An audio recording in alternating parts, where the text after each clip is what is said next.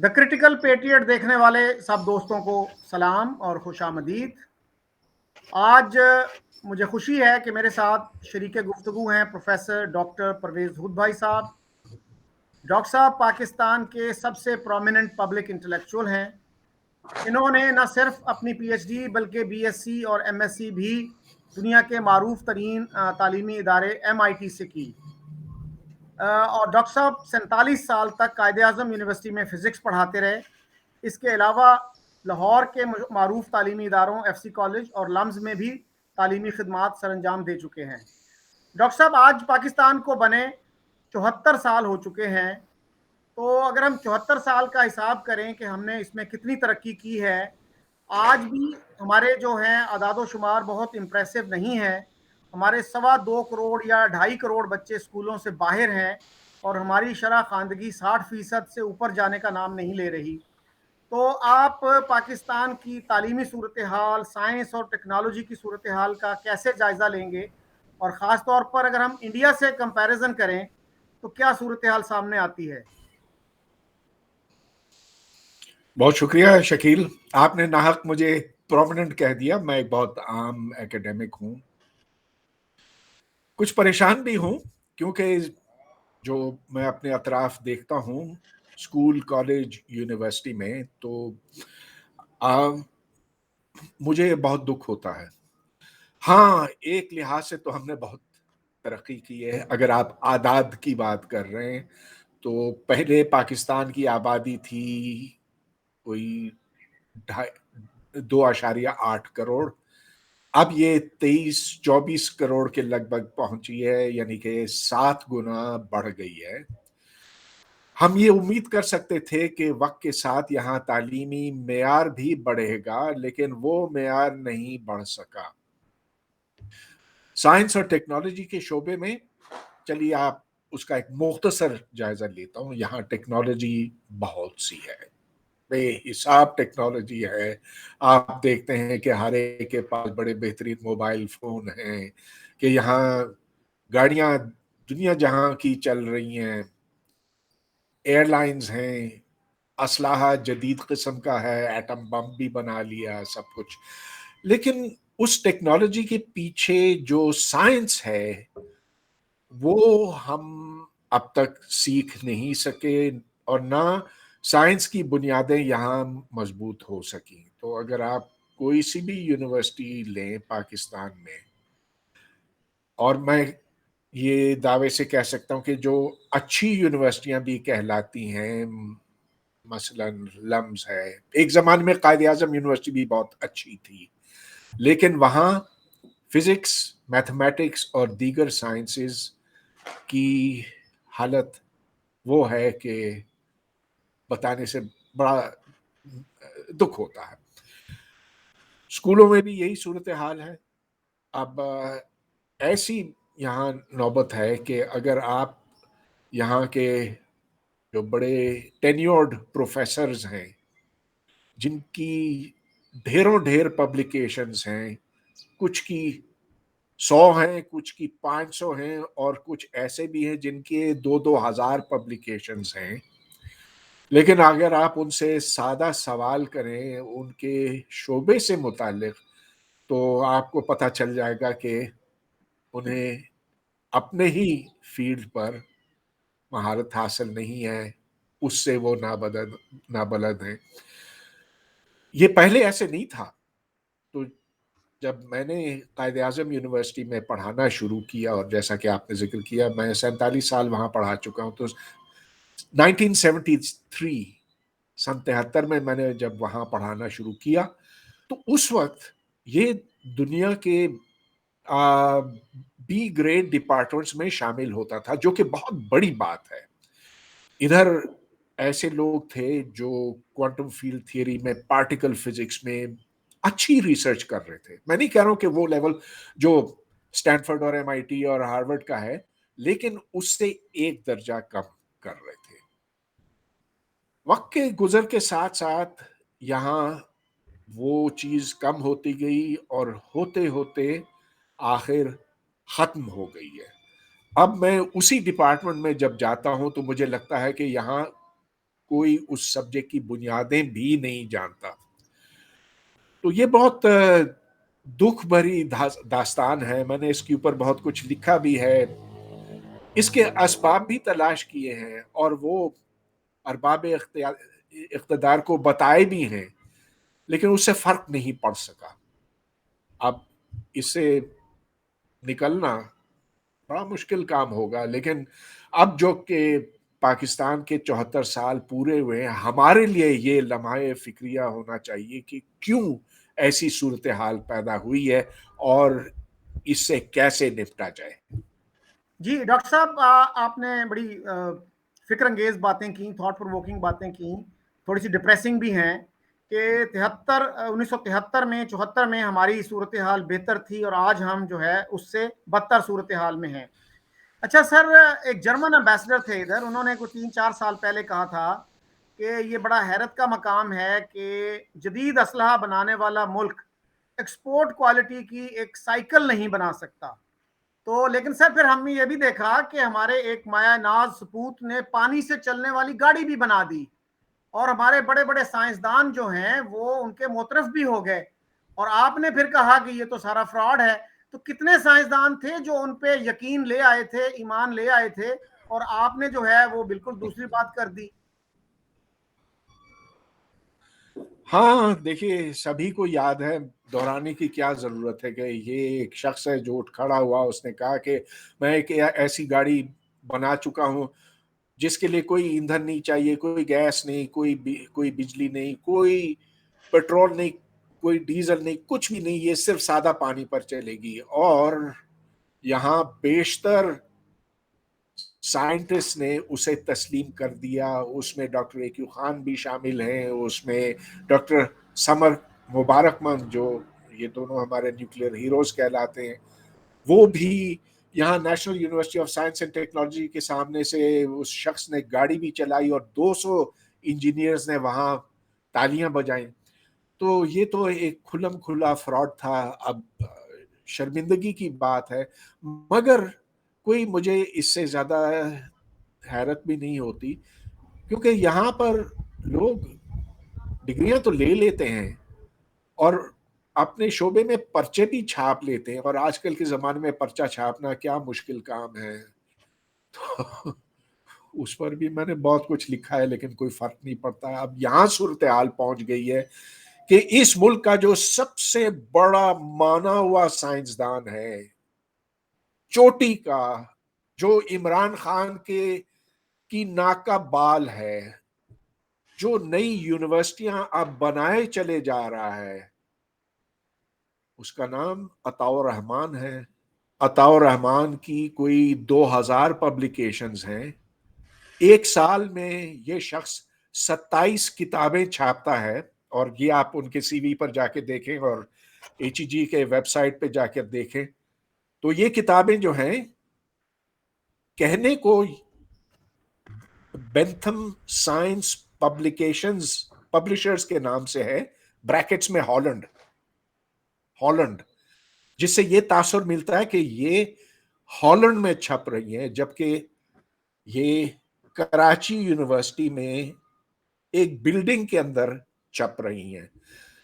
اس کا ثبوت بھی ہمارے سامنے ہے, اب سب کے سامنے ہے, لیکن کوئی اس کے اوپر کچھ کرتا نہیں ہے, کیونکہ ہمارے ہاں فراڈ کو اب ایک معمول کے طور پر قبول کر دیا گیا ہے. یہاں پر ایتھکس, یہاں پر اخلاقیات کو دفن کر دیا گیا ہے. تو یہاں چوری چکاری اور اس طرح کی کھلم بدماشی ہو رہی ہے, جس کے نتیجے میں سائنس بیٹھ گئی ہے. دیکھیے, سائنس کرنے کے لیے آپ کو سب سے پہلی اس کی ریکوائرمنٹ ہے, وہ ہے ایمانداری, آنیسٹی. اگر جھوٹ بولا جائے سائنس میں تو سب کچھ ختم ہو جاتا. اب نتیجہ اس کا یہ دیکھیں, آپ بہت سے لوگ کہتے ہیں کہ میں زیادہ نیگیٹو ہوں. اچھا, ہو سکتا ہے, لیکن دیکھیے جو میرے سامنے منہ بولتا ثبوت ہے وہ تو میں آپ کے سامنے کر دوں. چلیے, آپ نے یہ پانی کی گاڑی کی بات کی, لیکن جو اس ملک کا سب سے productive institute, scientific research institute है वो HEJ इंस्टीट्यूट ऑफ केमिस्ट्री है, ये और दो और हैं, एक आ, आ, उसी से दो जुड़े हुए हैं, केमिस्ट्री एंड बायोलॉजी के हैं। अब मसला ये है कि हालांकि हर साल वो हजारों पेपर्स छापते हैं, लेकिन वहां पर एक दवा भी तैयार नहीं हो सकी, हालांकि उसका काम है drug development. So not one single drug has ever been invented by HEJ or any of those other institutes associated with HEJ. तो जिसके ऊपर अब तक 40 अरब रुपया खर्च हो चुका है, 40 बिलियन रुपीस, वहां से कोई अद्वियात नहीं निकली, कोई नया प्रोसेस नहीं निकला. कहने को ये उनके रिपोर्ट में है, एनुअल रिपोर्ट में है, एनुअल रिपोर्ट 2020 के, उन्होंने 40 पैटर्न्स डेवलप किए जो अमेरिका में रजिस्टर हुए. लेकिन पैटेंट के कोई माने नहीं होते ना कि जब तक आप उसको कमर्शलाइज ना कर सके. तो जब कमर्शलाइज होगा, उससे आमदन होगी, जब उसे इस्तेमाल किया जाएगा कहीं ना कहीं पर नई मसनूआत तैयार करने के लिए, नया प्रोसेस बनाने के लिए, कोई नया ड्रग बनाने के लिए, तब आप कहेंगे कि वो पैटेंट माने रखता है, वगरना बेकार है.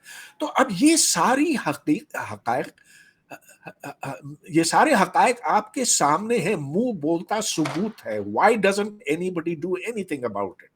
इसलिए कि हमने बेईमानी को कबूल कर लिया as a normal way of life.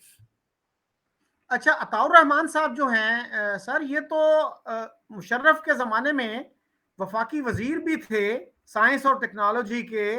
उसके बाद फिर जब हायर एजुकेशन कमीशन बना, HEC, उसके भी ये पहले चेयरमैन थे. पहले वो यूनिवर्सिटी ग्रांट्स कमीशन होता था. तो इनके तो बड़ी बड़ी इनको समझा जाता है कि बहुत ही काबिल आदमी है ये. और इन्होंने देखिए यूनिवर्सिटियों की तादाद जो थी, हमारे यहाँ सिर्फ 15-20 यूनिवर्सिटियां होती थी, और इन्होंने कुछ स्कॉलरशिप की स्कीम भी शुरू की. आज हमारे पास शायद 300 यूनिवर्सिटियां हैं और बहुत से लोगों को इन्होंने स्कॉलरशिप पे बाहर भी भेजा. उस स्कीम के बारे में आप क्या कहते हैं?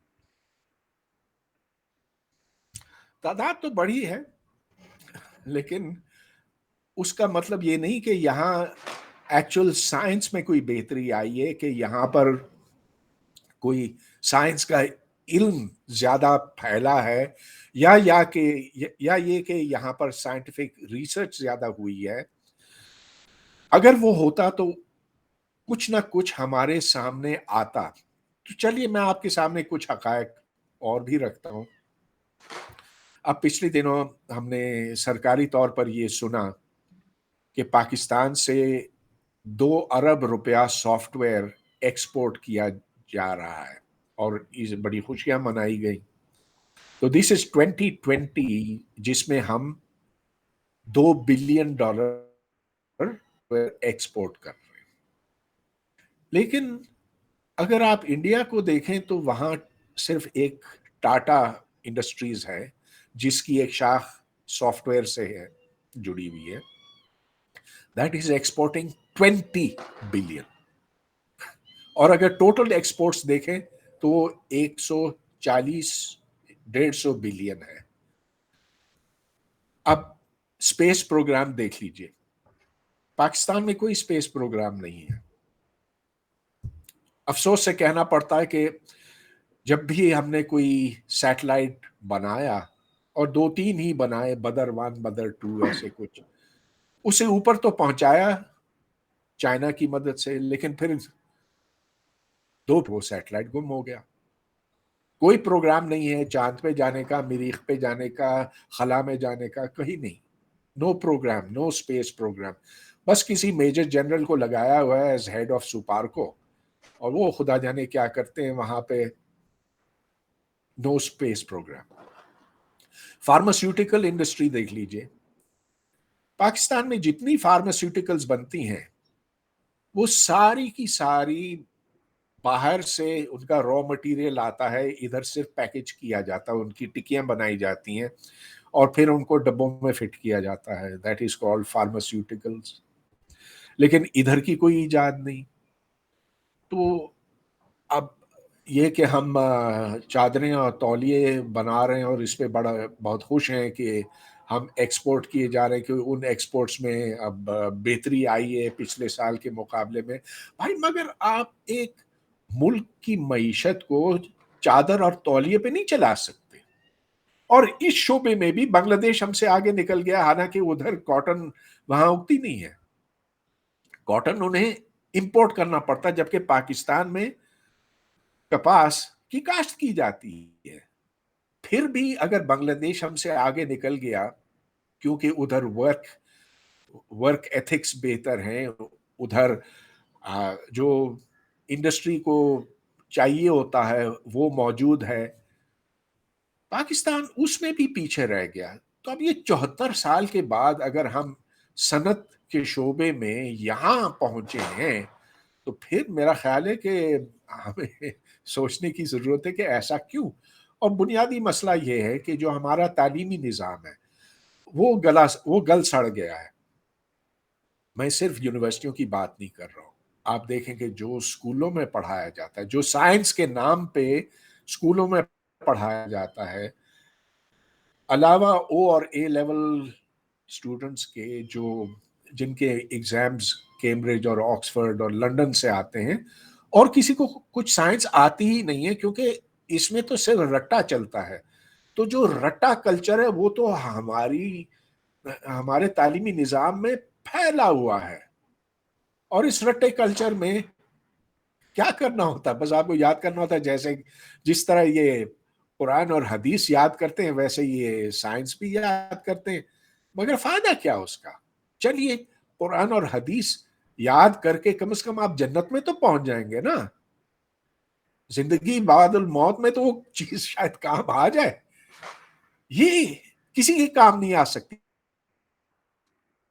سوری، آپ نے عطاء الرحمان صاحب کی بات کی، تو عطاء الرحمان صاحب کی آپ سے ایک ڈبیٹ ہوئی تھی، مجھے یاد ہے، ہارپ کے موضوع پر، کہ امریکہ نے موسم کو بدلنے میں کامیابی حاصل کر لی ہے. انہوں نے ایسے تجربات کیے ہیں کہ وہ اب فلڈز بھی لا سکتے ہیں، زلزلہ بھی لا سکتے ہیں، اور پتہ نہیں کیا کیا بارشیں بھی برسا سکتے ہیں.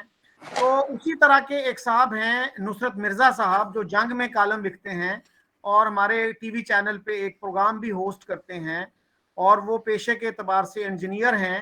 اٹلی میں بھی کچھ سال انہوں نے گزارے. انہوں نے جب زلزلہ آیا تھا تو انہوں نے لکھا تھا کہ یہ پاکستان میں جو زلزلہ آیا ہے یہ امریکہ لایا. پھر جب فلڈ آیا تو انہوں نے یہ بھی لکھا کہ یہ فلڈ بھی امریکہ کی وجہ سے آیا. اور پھر جو جاپان میں سونامی آئی اس پہ بھی انہوں نے یہ دعویٰ کیا کہ یہ بھی امریکہ لایا. تو اب عطاء الرحمان صاحب بھی اگر یہی بات کر رہے ہیں تو کیسے دیکھتے ہیں آپ ان دعووں کو؟ پھر امریکہ میں جو طوفان آتے ہیں ان سے کیسے تباہی اتنی زیادہ مچ جاتی ہے؟ وہ کیوں نہیں کنٹرول کر پاتے؟ اچھا، تو یہ جو دوسرے صاحب جن کا آپ نے نام لیا، میں نے ان کا نام پہلی دفعہ سنا، اور یہ آپ سے سنا اور یہ جانا ہے کہ انہوں نے بھی یہ بات کہی. تو یہ بات 2011 کی ہے، جب ڈاکٹر عطاء الرحمان نے ایک مضمون لکھا ڈان اخبار میں، اور آپ اس کو گوگل کر کے دیکھ لیجئے تو وہ آپ کو مل جائے گا. تو اس میں انہوں نے یہ دعویٰ کیا کہ امریکہ میں الاسکا میں خصوصاً ایک ایکسپیریمنٹ کیا جا رہا ہے ریڈیو فریکوینسی پر، آئیونوسفیرک ریسرچ پر. تو اس کا نام ہے ہارپ، HAARP. اب اس ایکسپیریمنٹ میں ان کا یہ کہنا ہے کہ جو اوپر فضا میں آئیونوسفیئر ہے اس کو اس طرح سے خراب کیا جائے گا کہ اس کی وجہ سے طوفان آئیں گے اور زلزلے بھی. اب جب میں نے یہ مضمون پڑھا تو میں تو بہت حیران ہوا، اور میں نے پھر اس کا ایک جوابی مضمون لکھا کہ یہ بالکل بوگس ہے. یہ ہو ہی نہیں سکتا کہ چند kilowatts of radio frequency power کہ آپ بادلوں کو اس طرح سے ہٹا سکیں اور ان کو موو کر سکیں کہ اس کی وجہ سے کوئی طوفان آ سکے. ایک طوفان کے اندر تو ہزاروں ایٹم بم کی طاقت ہوتی ہے, جبکہ یہ جو ریڈیو فریکوینسی ٹرانسمیٹرز ہیں یہ تو چند کلو واٹ کے ہیں. تو میں نے کہا یہ بالکل خرافات ہے, اور اس کی میں نے سائنسی وجوہات بھی بتائی. تو اس کے بعد پھر ہماری بحث چلی. زلزلے کا اس سے دور دور کا تعلق نہیں. سو آل دس شوز کہ وہ شخص جو دعویٰ کرتا ہے کہ وہ پاکستان کا نمبر 1 سائنٹسٹ ہے, اسے تو الف بے نہیں آتی سائنس کی. اب یہ اور بات ہے کہ انہوں نے لوگوں کو بہت خوش کیا ہے کہ ان کی FRS ہے, fellow of the Royal society. خدا جانے وہ کیسے ان کو ملی, وہ اعزاز کیسے ملا, لیکن اگر آپ ویب سائٹ پہ جائیں تو کچھ نہیں پتہ چلتا. شاید پاکستان کے لیے جو خدمات انہوں نے انجام دی ہے اس کی وجہ سے FRS ملا ہوگا, آئی ڈونٹ نو. بہرحال this is completely anti scientific, اور یہ مسئلہ ہے کہ ایسے لوگ اوپر چڑھے ہوئے ہیں اور ان کی نگرانی میں یہاں سائنس بیٹھ گئی ہے. اچھا ڈاکٹر صاحب یہ بتائیے کہ اگر ہم سائنس میں ٹیکنالوجی میں کمپیریزن کریں اور امریکہ کو اگر ہم 100 نمبر پہ رکھیں تو انڈیا کو آپ کتنے مارکس دیں گے اور پاکستان کو کتنے مارکس دیں گے؟ چائنا کہاں پہ سٹینڈ کر رہا ہے آج کل؟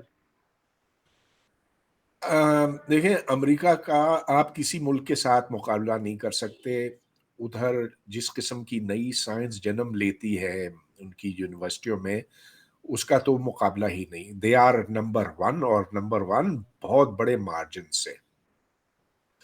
اس کے نزدیک اب چین پہنچ رہا ہے, لیکن چین بھی بہت دور ہے, اور چین کی جو ٹیکنالوجی ہے وہ امریکہ سے ماخذ ہے, اس سے ڈیرائیوڈ ہے.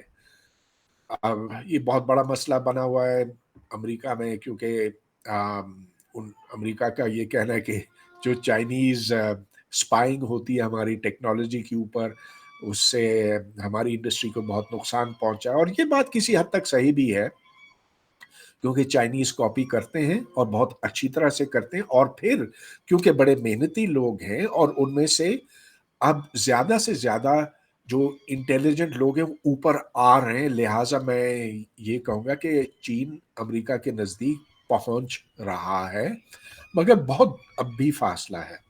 جہاں تک انڈیا کا تعلق ہے, دیکھیں انڈیا چین سے بہت نیچے ہے, بہت نیچے ہے, مگر انڈیا نے بھی بہت اچھی, بہت تیزی سے ترقی کی ہے. اب میں تو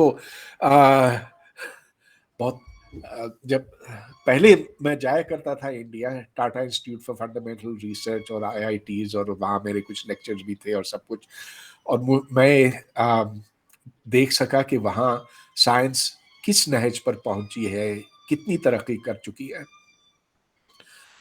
پاکستان تو کہیں بھی نہیں ہے اس پوری ایکویشن میں, وہ ہے ہی نہیں.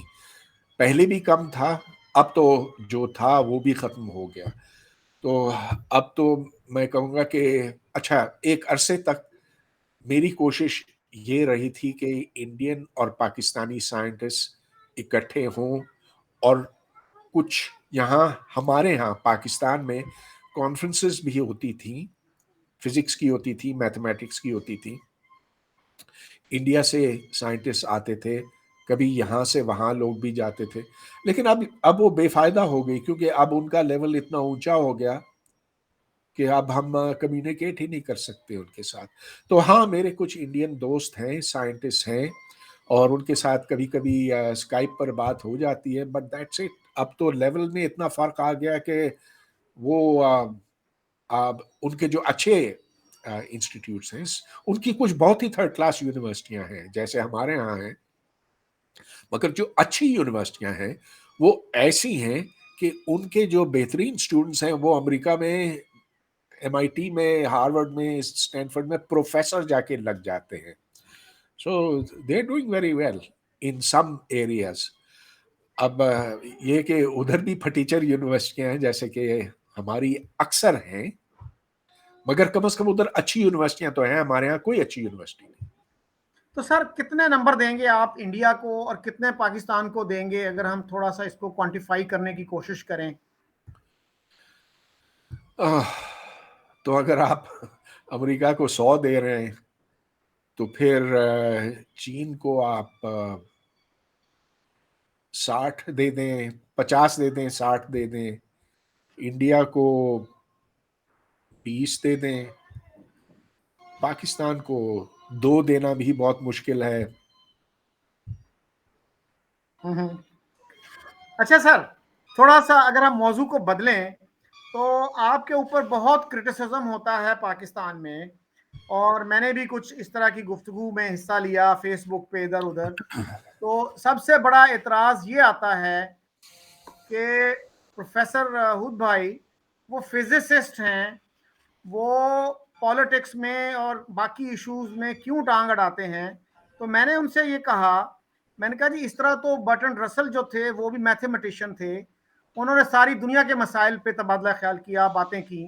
نوم چومسکی جو ہیں وہ لنگوسٹ ہیں، وہ ہر وقت امریکہ کو لتاڑ رہے ہوتے ہیں، اور آپ لوگ جو ہیں ان کو بہت اپریشیٹ بھی کرتے ہیں، ان کو ایڈمائر بھی کرتے ہیں۔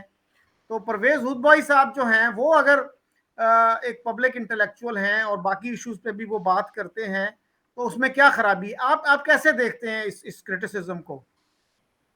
اول تو کرٹیسزم کا مجھ پہ کوئی اثر ہوتا نہیں ہے، تو جو کہنا چاہے کہے، یہ اس کا حق بنتا ہے۔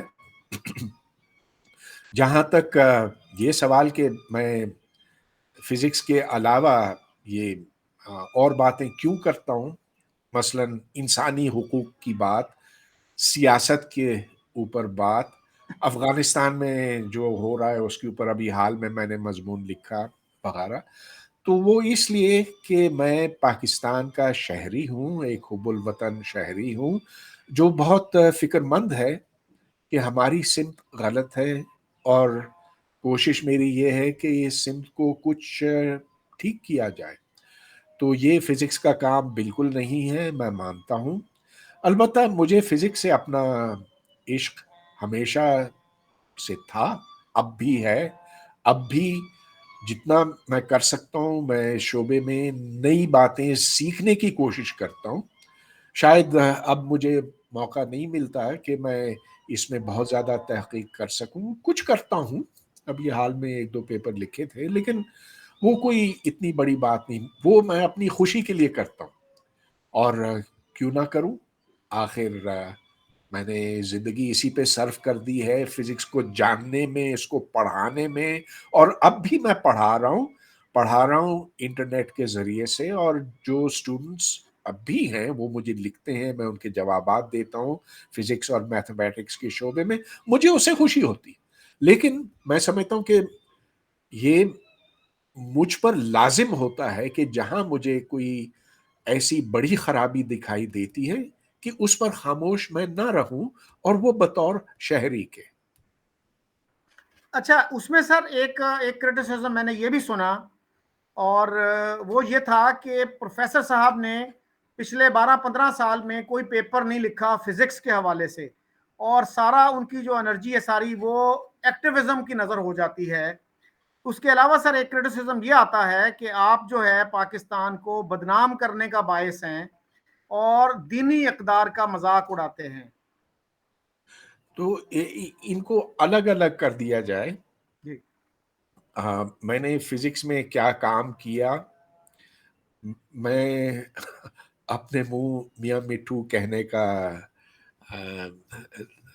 میں اس کا عادی نہیں ہوں، اور میں سمجھتا ہوں کہ بہتر یہ ہوگا کہ جو میری فزکس کے بارے میں جاننا چاہتا ہے کہ میں نے کیا پیپرز لکھے ہیں، ان کی کیا اہمیت ہے یا نہیں ہے، وہ گوگل اسکالر پر جائے اور میرا نام اس میں ڈالے اور دیکھے کہ کیا کچھ سامنے آتا ہے۔ تو یہ تو گوگل اسکالر مفت ہے، آپ کو بس اسکالر کی اسپیلنگ آنی چاہیے، باقی سب آپ کو وہاں پر مل جائے گا۔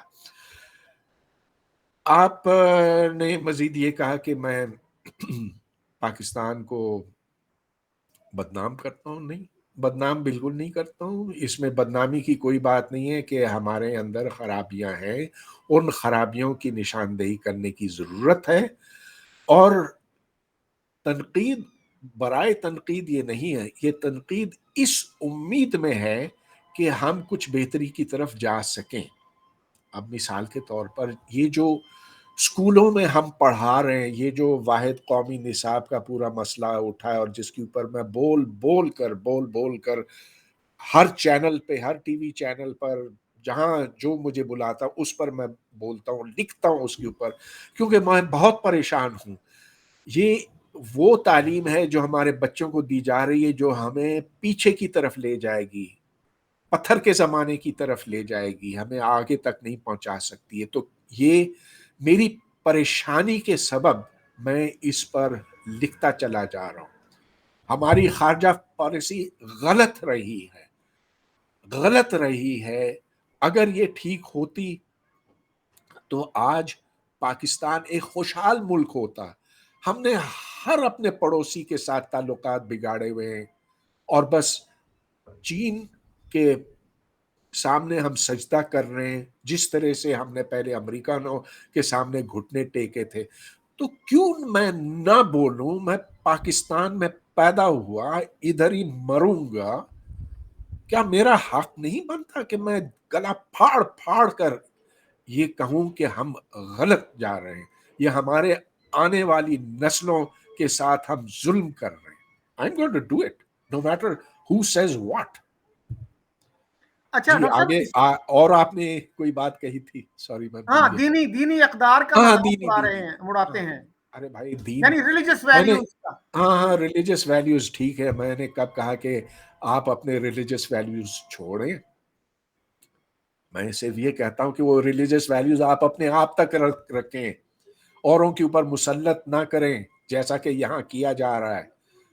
یہاں پر طرح طرح کے لوگ آباد ہیں، کوئی مسلمان ہے اور کوئی مسلمان نہیں بھی ہے. جو مسلمان ہیں ان میں بھی مکاتب فکر ہیں، اور ان کے بیچ میں خوب لڑائیاں ہیں. تو خدا کے واسطے یہ چھوڑ دیجئے ہر فرد کے اوپر کہ وہ جس مذہب کا ہے، جس مذہب کو پسند کرتا ہے، کہ وہ اسی کا پیروکار رہے، مگر اوروں کو مجبور نہ کہیں. تو بس اچھا اتنی سر، سی بات ہے. اس میں مذہب کی کیا بدنامی ہوئی؟ اچھا اس میں سر دلچسپ بات، بلکہ متضاد بات یہ ہے کہ وہ لوگ جو آپ پہ یہ کرٹیسزم کرتے ہیں کہ آپ ملک کو بدنام کر رہے ہیں، تو یہ وہی لوگ ہیں جو نوم چومسکی اور ارون دتی رائے کو بہت ایڈمائر کرتے ہیں. تو میں ان سے اکثر پوچھتا ہوں کہ کیا نوم چومسکی اور ارون دتی رائے بھی اپنے اپنے ملکوں کو بدنام کر رہے ہیں یا نہیں کر رہے؟ تو اس کا پھر ان کے پاس کوئی جواب نہیں ہوتا. یعنی وہ جو ڈسیڈنٹس ہیں، جو ڈفرینٹ پرسپیکٹو رکھتے ہیں، ڈسینٹنگ پرسپیکٹو رکھتے ہیں، ان کو اگر وہ امریکہ میں ہوں، انڈیا میں ہوں، کسی اور ملک میں ہوں، بہت ایڈمائر کرتے ہیں. لیکن اگر کوئی پاکستانی ڈسینٹنگ پرسپیکٹو رکھے تو اس کو پھر وہ کہتے ہیں یہ ملک دشمن ہے، یہ غدار ہے. تو یہ ہمارا کیا تضاد ہے؟ دیکھیں، نوم چومسکی کے ساتھ تو یہ شروع دن سے ہوا ہے، اور میں خود بھی وہاں تھا جب وہ تقریر کرتے تھے. بھرا ہوا آڈیٹوریم ہوتا تھا، اور وہاں خاص طور پہ جو جوئش اسٹوڈنٹس تھے ایم آئی ٹی میں، اور جو ایم آئی ٹی ہلیل، وہ ان کا ایک گروپ ہے وہاں پر، وہ اٹھ کھڑے ہوتے تھے اور چلاتے تھے. مگر چومسکی ڈنٹ کیئر، اور وہ اپنی بات جاری رکھتے تھے. ایم آئی ٹی نے ان کو ہٹایا نہیں. ایم آئی ٹی نے یہ دیکھا کہ یہ ایک ایسا شخص ہے جس کی بہت قدر ہے اپنے شعبے میں، لنگوسٹکس میں، اور کبھی یہ کسی کے ایم آئی ٹی ایڈمنسٹریشن کے کسی آفیشل کے وہم و گمان میں بھی یہ نہ آیا ہوگا کہ اس شخص کو یہاں سے نکالا جائے. اروندھتی رائے، شی از اے ناولسٹ رائٹر، اور وہ یونیورسٹی میں تو نہیں پڑھاتی، تو وہ انڈیپینڈنٹ ہیں. لوگ اس کو برا کہتے ہیں، ٹھیک ہے، شی شرگز اٹ آف، کوئی بات نہیں. یہاں مسئلہ تھوڑا سا پاکستان میں تھوڑا سا مختلف ہے. یہاں عدم برداشت ہے. یہاں کوئی اس طرح کی چیز کو قبول نہیں کرتا کہ اس ملک میں رہتے ہوئے اسے اس کی جو کمزوریاں ہیں یا جو خرابیاں ہیں ان کی شناخت کرے، اور یہ انہیں بہت برا لگتا. لہٰذا ادھر اسپیس جو جتنی اسپیس ہمیں ملتی ہے اپنے خیالات کے اظہار کے لیے وہ بہت کم ہے اور کم دی جا رہی ہے. اور یہاں اب آپ دیکھ سکتے ہیں کہ جو صحافیوں کے ساتھ ہو رہا ہے وہ اتنی زیادہ اس وقت زیادتیاں ہو رہی ہیں کہ اب پاکستان بہت نیچے تک پہنچ گیا on the list of press freedoms. اچھا سر، آپ نے بات کی نوم چومسکی کی یا ارون دتی رائے کی. سر ایون اسرائیل میں ایک پروفیسر ہیں شلومو زینڈ جو ہسٹری کے پروفیسر ہیں، اور انہوں نے کچھ عرصہ پہلے کتاب لکھی جس میں اسرائیل کی جو بنیادی جو فلسفہ ہے ان کا قیام کا فاؤنڈنگ فلسفی، اس پہ کوسچنز ریز کیے، اور کسی نے جو ہے ان کو غدار قرار دے کے ملک سے نکالنے کا وہ نہیں کیا، بلکہ وہ کتاب ان کی جو تھی خود اسرائیل میں ایک بیسٹ سیلر بن گئی. تو لوگوں نے اس سے اختلاف بھی کیا، کچھ نے اس سے اتفاق بھی کیا، لیکن یہ نہیں ہوا کہ اس کو کہا جائے کہ جناب اس کو گرفتار کر لو یا گرفتار کیا گیا ہو یا کہ جی ملک سے اس کو نکال دو. تو وہاں پہ اتنی ٹالرنس ہے، اور ہمارے ہاں جو ہے کیا اتنے سیریس مسئلے ہیں کہ مثلا ڈاکٹر فضل الرحمان آپ جانتے ہوں گے. ڈاکٹر فضل الرحمان اسلامک ریسرچ انسٹیٹیوٹ کے ڈائریکٹر تھے. 1968 میں انہوں نے کتاب لکھی اسلام کے نام سے، اور انہوں نے اسلامیات میں پی ایچ ڈی کی ہوئی تھی آکسفرڈ سے. ایوب خان کے وہ بڑے قریبی تھے، لیکن ہمارے مولویوں نے جب ان کے خلاف احتجاج کیا تو ان کو جان بچا کر بھاگنا پڑا، اور بعد میں وہ یونیورسٹی آف شکاگو میں اسلامیات پڑھاتے رہے اور وہیں پہ ان کا انتقال ہوا. اس کے بعد سر 1985 میں سلمان اظہر ایک پروفیسر تھے اسلامیہ یونیورسٹی بہاولپور کے، ان کے ساتھ اسی طرح ہوا. ان سے نیچے والے جو صاحب تھے جن کی پروموشن نہیں ہو رہی تھی اور ان کی پروموشن کے زیادہ چانسز تھے، تو انہوں نے شہر میں یہ افواہ اڑائی کہ جی ان کا جو پی ایچ ڈی کا تھیسس ہے اس میں بلیسفیمس مٹیریل ہے. اس پہ شہر میں ہڑتال ہو گئی، اور اس پہ انہوں نے وائس چانسلر نے کمیٹی بنا دی. تو اس کمیٹی میں انہوں نے کہا کہ جی میرا جو تھیسس ہے نا آپ الازہر کو بھیج دیجئے یا مدینہ یونیورسٹی کو بھیج دیں، اس میں اگر کچھ بلیسفیمس چیز ہوئی تو میں معافی مانگ لوں گا، لیکن میں ایک ریڈی والے کو یہ حق دینے کے لیے تیار نہیں ہوں کہ وہ میرے پی ایچ ڈی کے تھیسس کو جج کرے. لیکن ان کی کسی نے بات نہیں سنی، اور ان کو بھی جان بچا کر ملک سے بھاگنا پڑا. تو یہ تو ہمارا ریکارڈ ہے انفارچونیٹلی ان چیزوں کا. تو سر ایک چیز میں آپ سے اور جاننا چاہ رہا تھا کہ بروکنگز جو ہے امریکہ کا بلکہ پوری دنیا کا سمجھا جاتا ہے سب سے اچھا تھنک ٹینک ہے. اس میں آج سے کوئی 18-20 سال پہلے قاضی حسین احمد صاحب نے ایک لیکچر دیا تھا، اور اتفاق سے آپ بھی اس وقت وہاں موجود تھے. تو قاضی صاحب نے سنا ہے کہ وہاں بہت مختلف باتیں کی، ایسی باتیں کی جو وہ یہاں کبھی نہیں کرتے. وہ کیا آپ نے سنا ان کے منہ سے اس وقت؟ ہاں تو اچھا یاد دلایا آپ نے، میں تو تقریباً بھول ہی گیا تھا اس واقعے کو. تو یہ میرا خیال ہے 20 سال پہلے کی بات ہے، اور ہاں 9/11 کے فوراً بعد کی بات ہے. تو قاضی حسین صاحب وہاں آئے تھے. انہوں نے جو شروع میں باتیں کی، کہا کہ مجھے اس قدر خوشی ہوتی ہے کہ میں ایک ایسے ملک میں پہنچا ہوں جہاں میں اپنا لباس پہن سکتا ہوں، اور وہ اپنا جو نارمل لباس ہے وہ پہن کر آئے تھے، سوٹ پینٹ نہیں تھا. انہوں نے کہا کہ میں مسجد میں جا کر نماز ادا کر سکتا ہوں، اور یہ ساری باتیں انہوں نے انگریزی میں کہیں. مجھے نہیں پتا تھا کہ انہیں انگریزی آتی اتنی اچھی، اور انگریزی میں کہیں، اور پھر ایک لفظ استعمال کیا جو مجھ سے کبھی نہیں بھولا جاتا. انہوں نے کہا کہ دس از اے پلورلسٹ سوسائٹی. ارے واہ واہ واہ، یعنی کہ ایک کثیر القومی ملک ہے، اس میں ہر قسم کے خیالات ہیں، اس میں ہر قسم کے عقائد ہیں. یہاں صرف ایک مذہب نہیں ہے، یہاں طرح طرح کے ہیں. میں نے سوچا کہ یہ وہی شخص ہے جس کو میں نے جلسوں میں بولتے ہوئے سنا کہ یہاں سوائے اسلام کے اور کچھ نہیں ہوگا، کہ یہاں ادھر اسلامی ریاست قائم ہوگی، کہ یہاں پر ہم ان دوسروں کو برداشت نہیں کریں گے. اور جس نے کبھی کسی مذہبی، کسی غیر مسلم کے لیے اپنی آواز نہیں اٹھائی تھی. تو ہاں دیکھیں آپ امریکہ میں کینیڈا میں دیکھیں تو بہت سے پاکستانی آپ کو ملیں گے اور وہ بڑے کٹر ہیں مذہبی لحاظ سے، یہاں تک کہ وہ وہاں پر کینیڈا میں تو شرعی نظام لانے کی کوشش کر رہے۔ اب وہ وہاں پر کیوں گئے؟ وہاں جو اکثریت غیر مسلموں کی ہے، جہاں کفر ہر طرف پھیلا ہوا ہے، جہاں شراب چلتی ہے، جہاں ناچ ہے، جہاں عورتیں ہیں جو ان کے خیال میں اوریانی فحش عورتیں ہیں، ادھر کیوں جانا پسند کرتے ہیں؟ اس لیے کہ انہیں آزادی اچھی لگتی ہے نا۔ ہر شخص کو فطرتاً آزادی اچھی لگتی ہے۔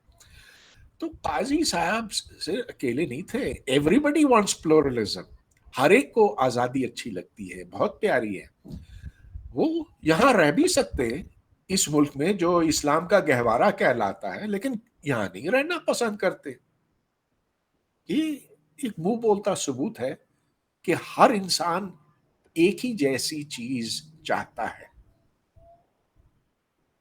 جی، ہمارے ایک اسلامک انٹلیکچوئل ہیں جو میڈیا پرسنالٹی بھی ہیں، اوریہ مقبول جان، انہوں نے ایک دفعہ لکھا کہ مغرب میں رہنے والے مسلمان بے غیرتی کی زندگی گزار رہے ہیں۔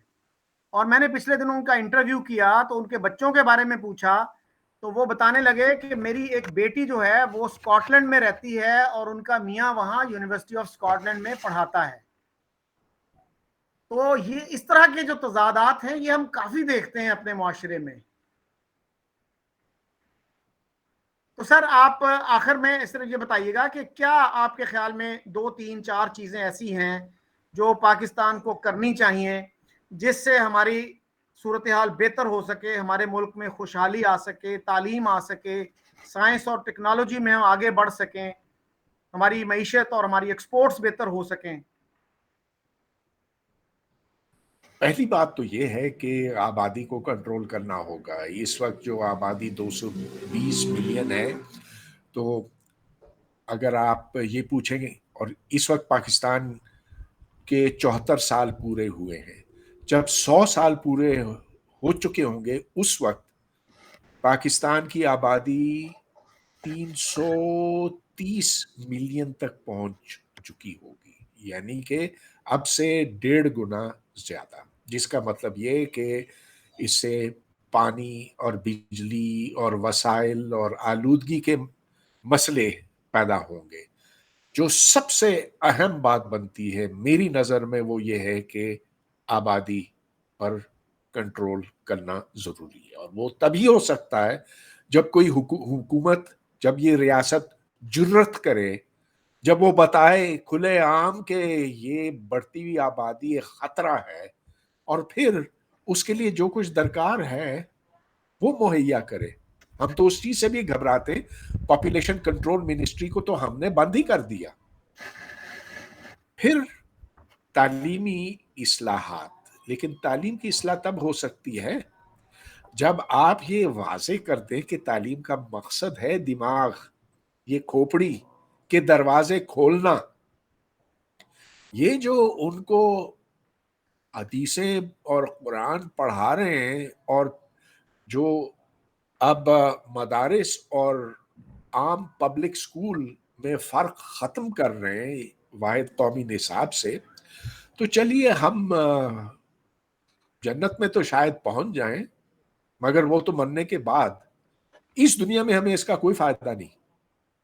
مدارس سے کبھی کوئی سائنس نہیں نکلی ہے، نہ ماضی میں نہ آئندہ نکلے گی۔ جو جتنے بڑے سائنسدان تھے مسلمان، ان میں سے کوئی مدرسے سے علم حاصل کر کے وہ چیزیں ایجاد نہیں کیا۔ اس کی جو وجہ شہرت ہے وہ اس لیے کہ وہاں ایک کھلا ماحول تھا، اس نے پھر عقل اور منطق اور تجربے کی بنا پر اپنے سارے کارنامے انجام دیے۔ تو جب تک تعلیم درست نہیں ہوگی اور تعلیم کی سمت ٹھیک نہیں ہوگی، اس وقت تک کچھ نہیں ہو سکتا۔ پھر میں سمجھتا ہوں، اور چونکہ وقت محدود ہے، میں سمجھتا ہوں کہ اس ملک میں بنیادی تبدیلی ہمیں لانے کی ضرورت ہے.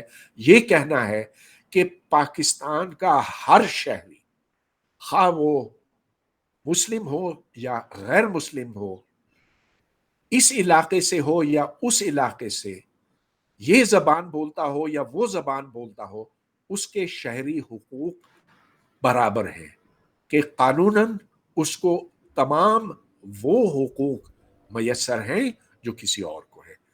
تو یہ ایسے تو ہے نہیں. ہم واضح طور پر فرق کرتے ہیں مسلم اور غیر مسلم میں. اور آپ یہ دیکھیں کہ یہ پاکستان اصل میں پاکستان نہیں ہے، یہ پنجابستان ہے، یہ پنجاب ہے. دس از ناٹ پاکستان. تو پنجاب کو اپنی اجارہ داری اب ختم کرنی ہوگی، اور اس کا مطلب یہ ہے کہ یہاں ہمیں جمہوریت لانی ہوگی، فوج کا راج ختم کرنا ہوگا. اچھا سر، اس سلسلے میں بہت سے لوگ یہ کہتے ہیں کہ جب تک ہم انڈیا سے تعلقات بہتر نہیں کریں گے تو ہماری معیشت جو ہے وہ مضبوط بنیادوں پہ کھڑی نہیں ہو سکتی. اور وہ یہ بھی کہتے ہیں کہ جی کشمیر کے اوپر جو ریئلسٹک سلوشن ہے وہ یہی ہے کہ لائن آف کنٹرول کو آپ مان لیں اور پھر آپ آگے بڑھیں. تو آپ کیسے دیکھتے ہیں ان چیزوں کو؟ کیا ہمیں مزید 74 سال اسی پالیسی پہ چلنا چاہیے جس پہ ہم چلتے آئے ہیں، یا کچھ فریش تھنکنگ، کچھ کریٹو تھنکنگ کرنی پڑے گی ہمیں ان ایشوز پہ؟ اس پہ بہت زیادہ فریش تھنکنگ کی ضرورت نہیں ہے. دیکھیں دنیا کے جو باقی ملک ہیں وہ، اور جو خوشحال ملک ہیں وہ خوشحال اس لیے ہیں کہ وہاں شخصی آزادی ہے، وہاں برابری ہے، وہاں چوری چکاری کو برداشت نہیں کیا جاتا، وہاں جو شہری ہیں ان کو باور کیا جاتا ہے کہ آپ کے یہ شہری حقوق ہیں، آپ کے یہ شہری فرائض ہیں. زبردستی ان پر مذہب مسلط نہیں کیا جاتا. جو جس چیز کو مانے وہ مانے. اور یہی چیز ہماری پہلے بھی بات ہوئی ہے، ضروری ہے ایک معاشرے کے خوشحال ہونے کے لیے. اور یہی وجہ ہے کہ اسکینڈینیویا، امریکہ، آسٹریلیا، یورپ وغیرہ میں ہمارے پاکستانی جانا پسند کرتے ہیں. تو وہ نارمل ملک ہیں. پاکستان کو ایک نارمل ملک بننے کی ضرورت ہے. یہاں تعلیم بھی نارمل ہونی چاہیے. یہاں یہ بات ہمیں قبول کرنی پڑے گی کہ یہ ملک پاکستان کے عوام کے لیے بنا، پاکستان کی فوج کے لیے نہیں، پاکستان کے زمینداروں کے لیے نہیں، پاکستان کے سرمایہ داروں کے لیے نہیں. یہ پاکستان کے عوام کی ملکیت ہے. جس دن ہم اس بات کو قبول کریں گے تو ہم ترقی کی راہ پہ گامزن ہو جائیں گے. So thank you very much sir. آپ نے بہت شارٹ نوٹس پہ مجھے وقت دیا اور بہت فکر انگیز باتیں کی. اور میرا یہ خیال یہ ہے، امید ہے کہ جو لوگ آپ سے اتفاق کرتے ہیں وہ بھی، اور جو آپ سے اتفاق نہیں رکھتے وہ بھی ان باتوں پر ٹھنڈے دل و دماغ سے غور کریں گے، اور اس سے کوئی بہتری کی راہ نکلے گی، کوئی ڈائلاگ کا رستہ نکلے گا. اسی کے ساتھ میں آپ سے اور اپنے ویور سے اجازت چاہتا ہوں. خدا حافظ.